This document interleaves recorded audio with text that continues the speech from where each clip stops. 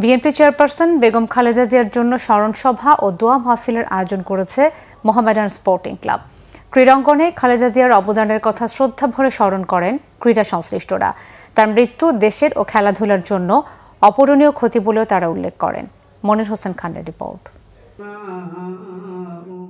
সোমবার বিকালে মোহামেডান ক্লাব প্রাঙ্গণে আয়োজিত মিলাদ মাহফিলে ক্লাবটির পরিচালক, স্থায়ী সদস্য, রাজনীতিবিদ, ক্রীড়া সংগঠক, সাবেক বর্তমান খেলোয়াড় সহ ক্রীড়াঙ্গনের মানুষের ভিড়।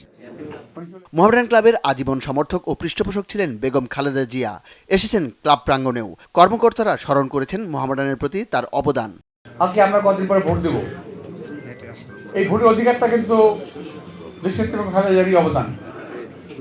উনি কিন্তু এই ভোটের জন্য আন্দোলন করে গেছেন, মানুষের অধিকারের জন্য আন্দোলন করে গেছেন, মানুষের কথার অধিকারের জন্য আন্দোলন করে গেছেন। তো এই যে ওনার ত্যাগ দীক্ষা, এটা যেন আমরা ভুলে না যাই। 2003-এ আজকে ন্যাশনাল প্লেয়াররা এখানে আছে। এই ন্যাশনাল প্লেয়াররা আজকে বাংলাদেশের ঢাকা শহরে পূর্বাঞ্চলের মতো জায়গায় 5 কাঠা করে জায়গা পেয়েছে ডিউ টু বেগম খালেদা জিয়া। তো ওনার সাথে আমার সবসময় কথা হয়েছিল যে তুমি ক্লাব ধরে রাখো, ক্লাবকে কিছু করো, যা যা করা দরকার আমরা করব, আমরা ক্ষমতায় আসলে এই ক্লাবটা আমরা ডেভেলপ করব, সব কিছু করেছিল।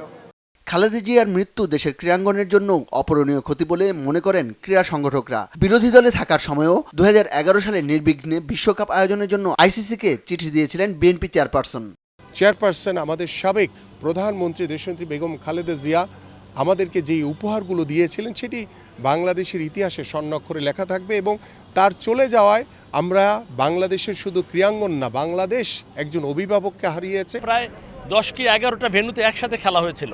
তখন বোধহয় বিরোধী দল বোধহয় হরতাল বা এমন কিছু কর্মসূচি দিয়েছিলেন।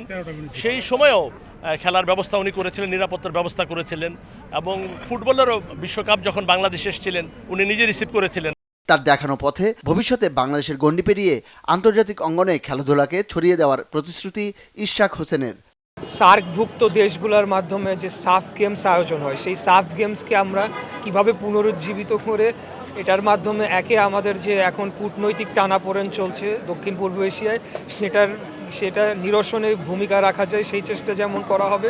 এর পাশাপাশি বাংলাদেশের জাতীয় পতাকাকে আন্তর্জাতিক যে কোনো ক্রীড়া মানদণ্ডে যাতে একটা সম্মানের সাথে দেখা হয়, আমরা যাতে সম্মানজনক জায়গায় অবস্থান করি এবং আমরা বিভিন্ন ট্রফি জিতে নিয়ে এসে দেশের মানুষকে গৌরবোজ্জ্বল একটা ক্রীড়াঙ্গন উপহার দিতে পারি, সেজন্য আমরা আমাদের রাজনীতিবিদ হিসেবে আমাদের জায়গা থেকে এবং একজন ক্রীড়া সংগঠক হিসেবে আমাদের কাজ আমরা করে যাব ইনশাআল্লাহ। প্রধানমন্ত্রী থাকাকালীন খেলাধুলার উন্নয়নে খালেদা জিয়ার নেয়া উদ্যোগের কথা স্মরণ করেন ক্রীড়া সংশ্লিষ্টরা।